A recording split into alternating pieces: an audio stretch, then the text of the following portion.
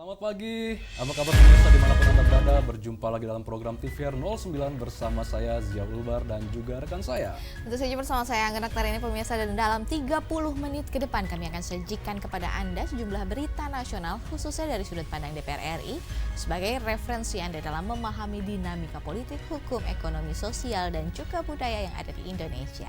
Dan pemirsa, inilah TVR 09 selengkapnya.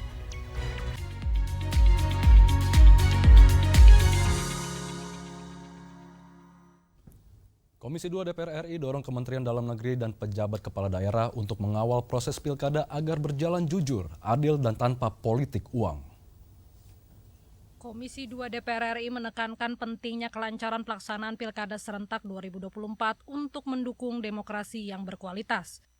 Anggota Komisi 2 DPR RI Rahmat Saleh menyoroti peran Kementerian Dalam Negeri dan penjabat kepala daerah dalam mengawal proses pilkada agar berjalan jujur, adil, dan tanpa politik uang. Ia menegaskan tujuan pilkada serentak adalah untuk efisiensi waktu dan anggaran, dengan harapan setiap ASN bersikap netral selama proses tersebut. Hal ini penting mengingat pilkada serentak memakan anggaran yang besar, yaitu sekitar 42 triliun rupiah. Pertama kali dalam sejarah bangsa ini dalam melaksanakan pilkada serentak. Tujuannya itu kan agar terjadinya efisiensi, kemudian energi bangsa dan pelaksana penyelenggara tidak terkuras dari waktu ke waktu.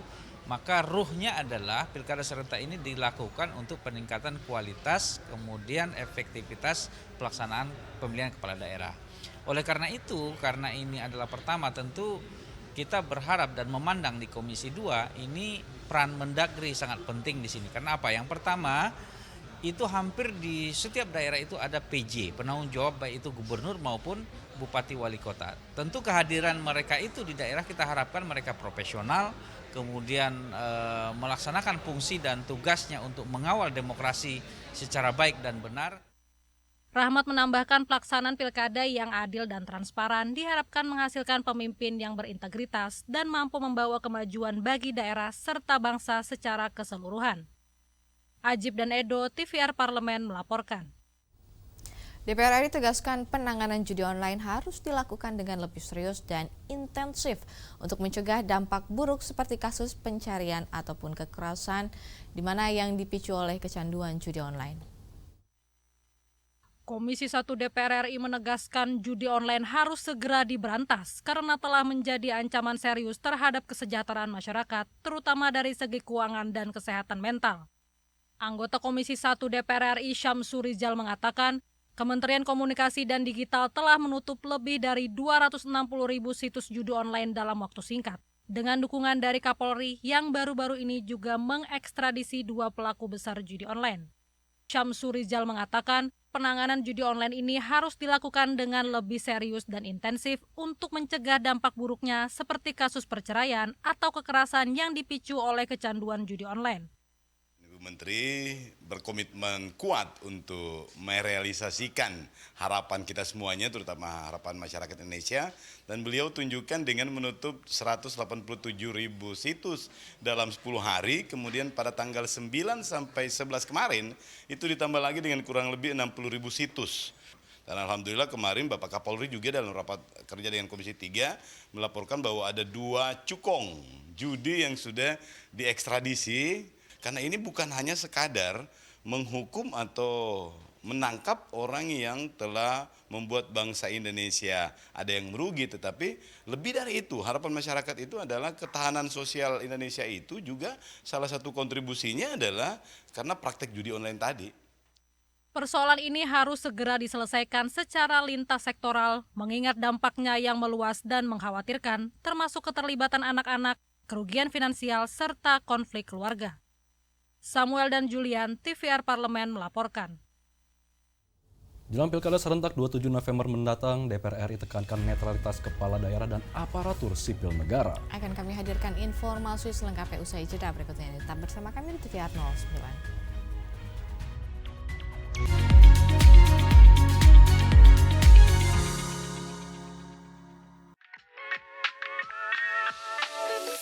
Saya diberi tugas juga oleh Bapak mentor saya, Pak Zulkifli Hasan, beserta Sekjen saya, Pak Edi Suparno, Saya selama ini tenaga ahli di Komisi 7 dan di partai juga biasa-biasa saja, tidak menyandang jabatan yang spektakuler.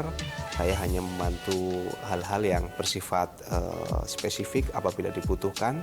Dari situlah saya banyak belajar, mengenal orang, kemudian meyakinkan diri untuk bisa di ruang politik inilah saya bisa berkembang. Saya punya mentor, yang pertama adalah tokoh politik saya, karena saya banyak bergelut di Partai Amanat Nasional. Tokoh mentor saya adalah Ketua Umum saya, Bapak Zulkifli Hasan. Saya hampir setiap hari ikut beliau, sehingga saya banyak melihat apa yang beliau lakukan. Benar atau tidak, Badan Meteorologi, Klimatologi, dan Geofisika adalah mitra kerja Komisi 2? Salah. Bapak, benar atau tidak, di tahun 2024 Indonesia masuk ke dalam urutan 5 terbesar potensi panas bumi atau geotermal? Betul. Benar atau tidak, kepanjangan dari PAN adalah Partai Amanah Nasional? Benar. Partai Amanat Nasional ya. Oke, Iya. terima kasih Bapak. Segera, hanya di TVR Parlemen.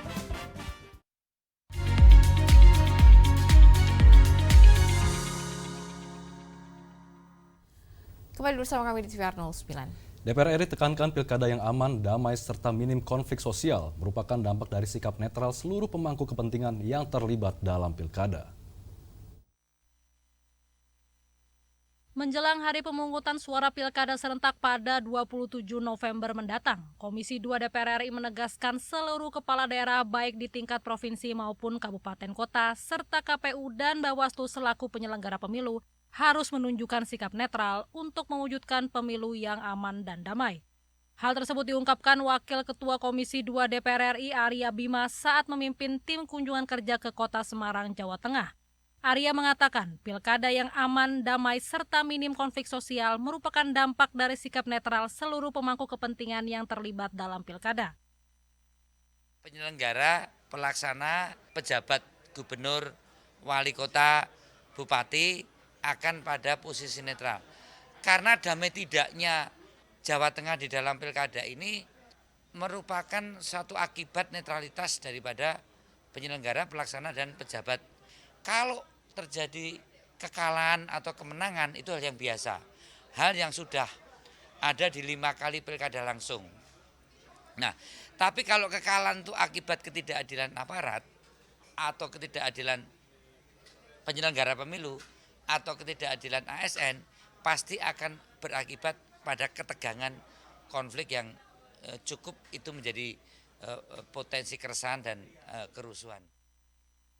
Arya Bima optimis gelaran pilkada serentak di Provinsi Jawa Tengah akan berjalan dengan baik berkat sinergi dan kerjasama seluruh pihak yang terlibat, mulai dari pemerintah daerah, KPU Bawaslu, hingga TNI dan Polri. Dari Jawa Tengah, Fajar Ilhami, TVR Parlemen melaporkan. Pemirsa, untuk mengantisipasi cuaca ekstrim yang berpotensi menimbulkan bencana alam di akhir tahun, Komisi 5 DPR RI tegaskan pentingnya BMKG dalam memberikan informasi dan peringatan dini bencana secara tepat dan juga akurat. Komisi 5 DPR RI meminta Badan Meteorologi, Klimatologi, dan Geofisika memperkuat langkah mitigasi untuk mengantisipasi cuaca ekstrim yang berpotensi menimbulkan bencana alam di beberapa wilayah Indonesia pada akhir tahun. Anggota Komisi 5 DPR RI Novita Wijayanti menegaskan pentingnya BMKG dalam memberikan informasi dan peringatan dini bencana secara tepat dan akurat kepada masyarakat dan pemerintah daerah. Novita menjelaskan informasi cepat dari BMKG dapat menyelamatkan nyawa, misalnya dengan memperingatkan nelayan untuk tidak melaut saat cuaca buruk atau memberitahu warga sekitar tentang potensi erupsi gunung berapi. Jadi BMKG ini instrumen yang sangat penting dan ini harus bisa menjadi pegangan untuk masyarakat. BMKG ini bisa mengurangi angka-angka bencana kalau BMKG ini memberikan informasi-informasi yang tepat, yang akurat, yang cepat kepada masyarakat, yang bisa dijangkau oleh seluruh masyarakat, Pemda dan lain sebagainya. Contoh, kalau memang BMKG bisa melakukan mitigasi tentang adanya titik-titik bencana itu sangat bermanfaat untuk masyarakat Pemda agar bisa lebih cepat meninggalkan lokasi yang akan terjadi bencana. Komisi 5 DPR RI berharap BMKG dapat lebih aktif dalam edukasi dan sosialisasi mitigasi bencana, khususnya di wilayah rawan, agar masyarakat dan pemerintah dapat lebih siap menghadapi bencana dan mencegah korban jiwa. Bondan Imana, TVR Parlemen melaporkan. Target pertumbuhan ekonomi 8% dapat dicapai dengan penguatan peran UMKM. Untuk itu, anggota Komisi 6 mengapresiasi kebijakan pemerintah melalui penghapusan utang bagi UMKM, petani, dan juga nelayan. Anggota Komisi 6 DPR RI Ismail Bakhtiar mendorong peran Himbara dalam mendukung target pertumbuhan ekonomi melalui penguatan sektor usaha mikro, kecil, menengah atau UMKM. Ismail mengapresiasi kebijakan pemerintah melalui penghapusan utang bagi UMKM, petani, dan nelayan. Menurutnya, kebijakan tersebut dapat mendukung target pertumbuhan ekonomi pemerintah sebesar 8%. Ia juga menilai Himbara memiliki peran penting melakukan pendampingan, pembiayaan, dan literasi keuangan kepada masyarakat, khususnya pelaku UMKM. UMKM ini kan adalah tulang punggung daripada pergerakan ekonomi kita. Dan dukungan itu sudah nampak dilihatkan oleh Presiden Prabowo dengan yang paling tidak dilakukan adalah kebijakan penghapusan utang bagi UMKM, petani, dan nelayan kita. Sehingga apapun itu judul besarnya adalah kita pasti memberikan dukungan, kita pasti memberikan support, dan Komisi 6 selalu hadir insya Allah menjadi bagian daripada konsolidasi pemerintah dalam rangka suksesi ekonomi kita. Khususnya dalam rangka mencapai pertumbuhan angka optimis 8% yang ditargetkan oleh Presiden Prabowo. Lebih lanjut, Ismail menegaskan komitmennya dalam mengawal kebijakan pemerintah untuk memastikan daya beli masyarakat di seluruh wilayah Indonesia dapat terus meningkat, sehingga mampu berkontribusi terhadap pertumbuhan ekonomi nasional. Helmi Darmawan, TVR Parlemen melaporkan. Apple telah merilis seri terbaru iPhone 16 pada 9 September 2024 lalu di Amerika Serikat dan beberapa negara lainnya, namun hingga kini iPhone 16 masih belum dijual secara resmi di Indonesia. Hal ini merupakan langkah tegas dari Kementerian Perindustrian sebab Apple tidak mampu memenuhi syarat yang ditetapkan oleh pemerintah. Informasi selengkapnya akan kami hadirkan usai jeda. Tetap bersama kami di TVR 09.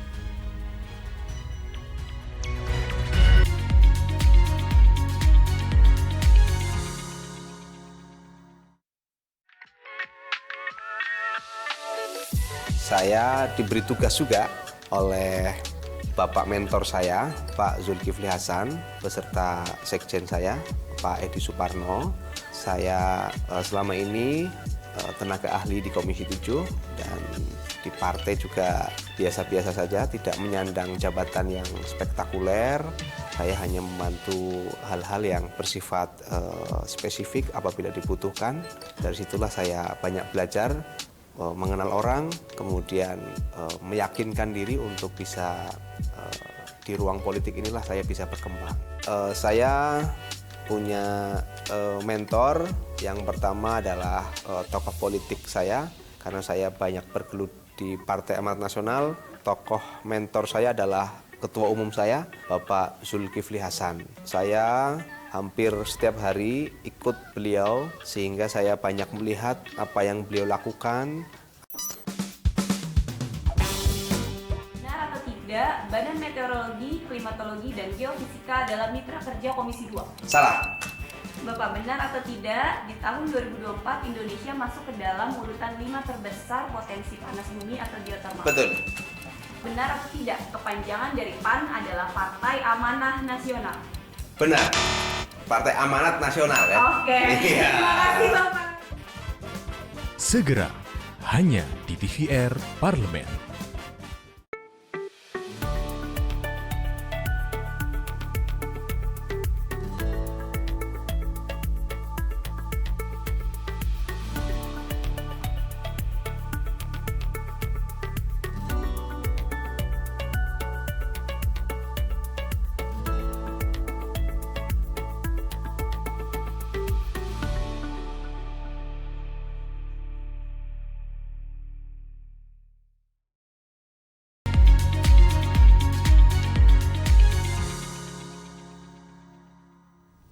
Kembali bersama kami di TVR 09. DPR RI mendukung langkah tegas pemerintah yang melarang penjualan seri terbaru iPhone 16 secara resmi di Indonesia. Sebab larangan penjualan iPhone 16 ini merupakan komitmen pemerintah untuk mendukung pengembangan industri dalam negeri. Simak informasi mendalam yang telah dirangkum oleh tim redaksi TVR Parlemen dalam segmen Lensa Parlemen berikut ini.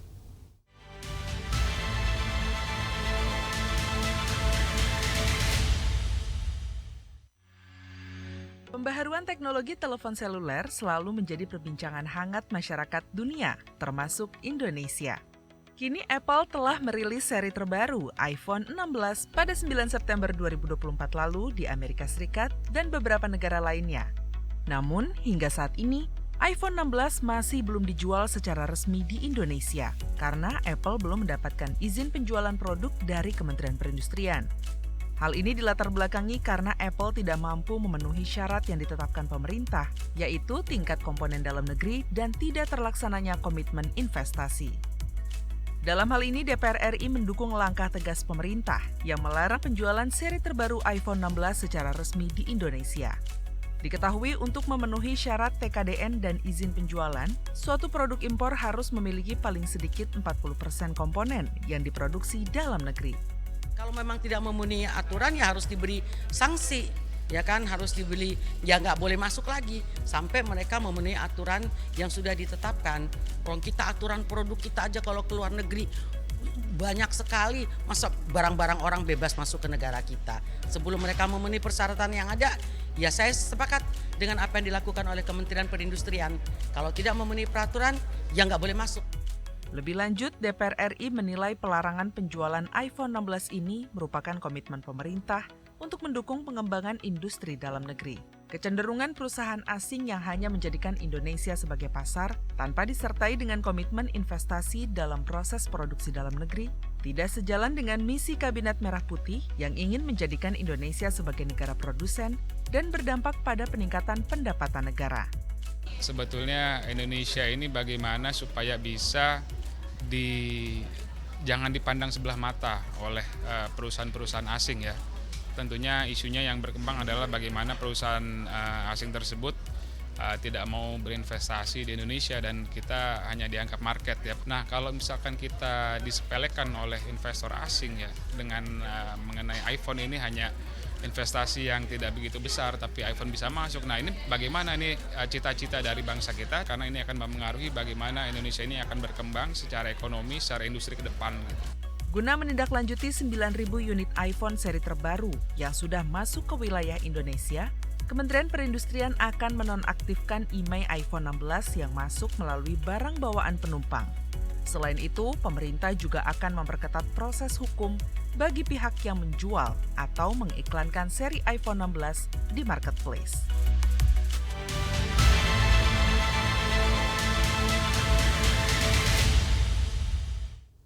Liburan merupakan salah satu momen yang paling dinantikan nih pemirsa bagi setiap orang sehingga tidak heran jika sebagian besar orang mempertimbangkan liburan mereka dengan matang mulai dari waktu, destinasi dan juga tujuan hingga budget liburan. Dan salah satu liburan mengesankan yang layak untuk direkomendasikan yaitu liburan di kapal pesiar terbesar di Asia, Royal Caribbean. Bagaimana dan seperti apa keindahannya? Jangan kemana-mana, tetaplah di TVR 09.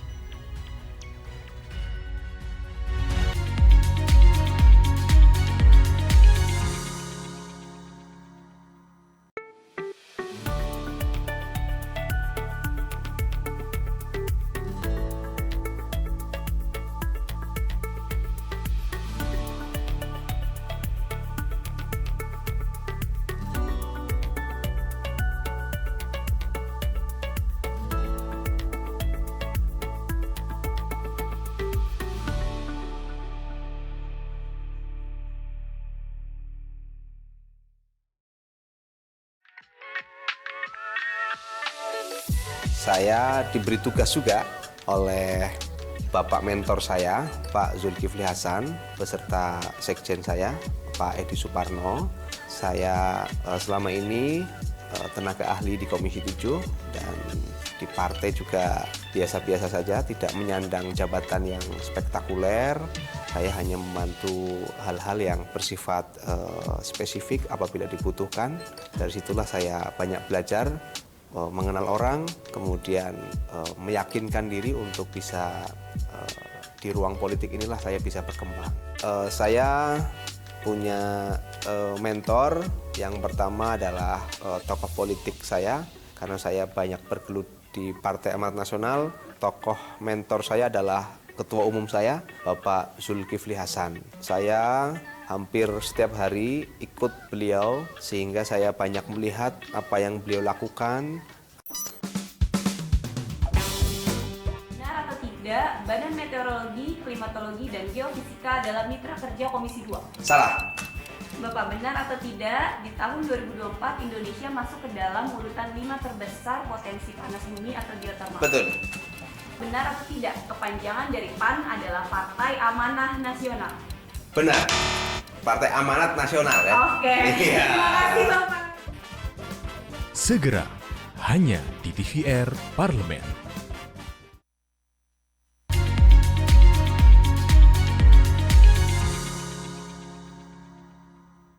Anda kembali di TVR 09. Nah, pemirsa, meskipun di sini terkesan mewah dan asing di telinga, berlibur di kapal pesiar memberikan berbagai pengalaman yang mengesankan dan tak terlupakan. Salah satunya yaitu berlibur di kapal pesiar terbesar di Asia, yaitu Royal Caribbean. Menawarkan pengalaman berlayar mewah dan inovatif, kapal ini dilengkapi dengan berbagai fasilitas kelas dunia dan destinasi eksotis di berbagai penjuru dunia. Dan tanpa berlama-lama lagi pemirsa, mari kita saksikan keindahan Royal Caribbean, kapal pesiar terbesar di Asia, pada segmen Intips Informasi dan Tips berikut ini.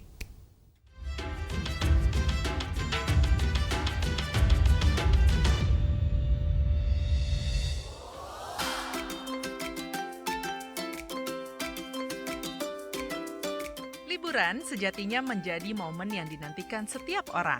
Berhenti sejenak dari rutinitas yang melelahkan dan beralih sejenak mengunjungi tempat-tempat yang menarik hati. Jika pemirsa mencari pengalaman liburan yang mewah dan penuh hiburan, maka berlibur di kapal pesiar Royal Caribbean dapat menjadi rekomendasi yang tepat. Kapal berfasilitas kelas dunia dan destinasi eksotis di berbagai penjuru dunia, pastinya menjanjikan liburan yang mengesankan. Hadir sejak 1986, Royal Caribbean International merupakan salah satu perusahaan kapal pesiar terbesar dan paling terkenal di dunia. Royal Caribbean menawarkan berbagai pengalaman berlayar mewah dan inovatif dengan kapal-kapal pesiar yang dilengkapi dengan fasilitas canggih, hiburan kelas dunia, dan destinasi eksotis di seluruh penjuru dunia. Seiring berkembangnya industri kapal pesiar, Royal Caribbean terus berinovasi dengan merancang kapal-kapal pesiar yang lebih besar dan lebih mewah. Salah satu tonggak sejarah terbesar bagi perusahaan ini adalah diluncurkannya Spectrum of the Seas pada tahun 2019 yang menjadi kapal pesiar terbesar dan tercanggih yang pernah beroperasi di Asia.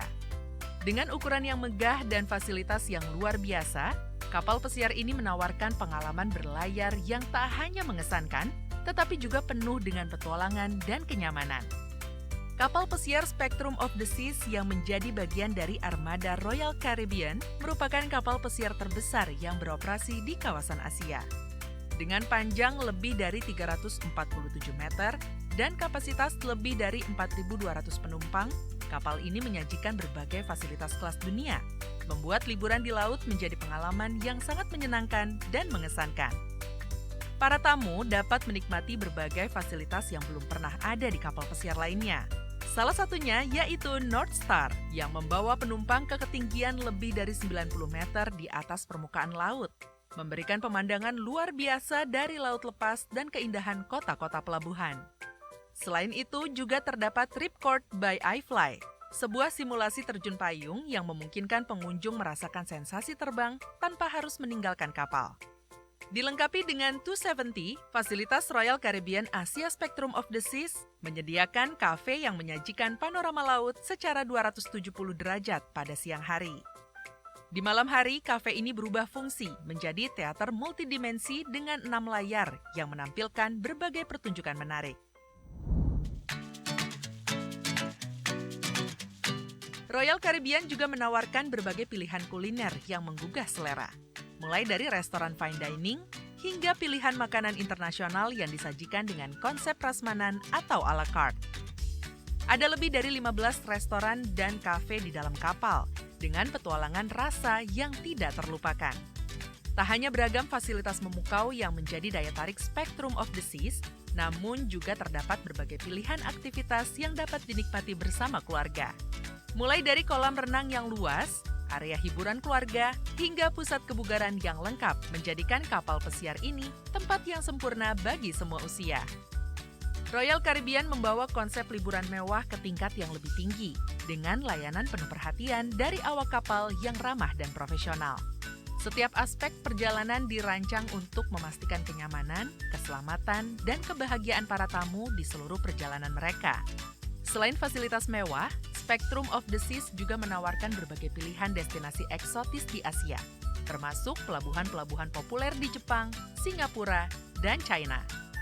Penumpang dapat menikmati keindahan alam, budaya, dan sejarah yang kaya di setiap destinasi, sambil merasakan kenyamanan berlayar di kapal pesiar terbesar se-Asia. Dengan semua kemewahan dan pengalaman yang ditawarkan, Royal Caribbean menjadikan setiap perjalanan dengan Spectrum of the Seas lebih dari sekedar liburan, melainkan sebuah petualangan yang tak terlupakan. Kapal pesiar ini mengubah cara kita melihat dunia dan menjadikannya lebih dekat, indah, dan penuh makna. Bagi mereka yang mencari pengalaman liburan yang tidak biasa, berlayar dengan Royal Caribbean adalah pilihan yang sempurna. Dengan armada kapal pesiar yang terus berinovasi dan budget tiket mulai dari 21 juta hingga 26 juta rupiah, liburan dengan Royal Caribbean memastikan setiap momen berharga menjadi kenangan indah yang tak terlupakan. Bagaimana pemirsa? Tertarik untuk mencoba naik kapal pesiar Royal Caribbean Asia Spectrum of the Seas dan mendapatkan berbagai pengalaman yang mengesankan? Sampai jumpa di Intips episode selanjutnya.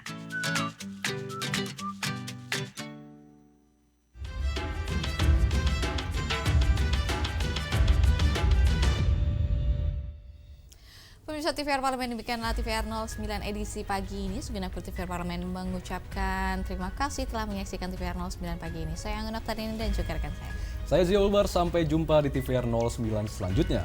TVR Parlemen, referensi Indonesia.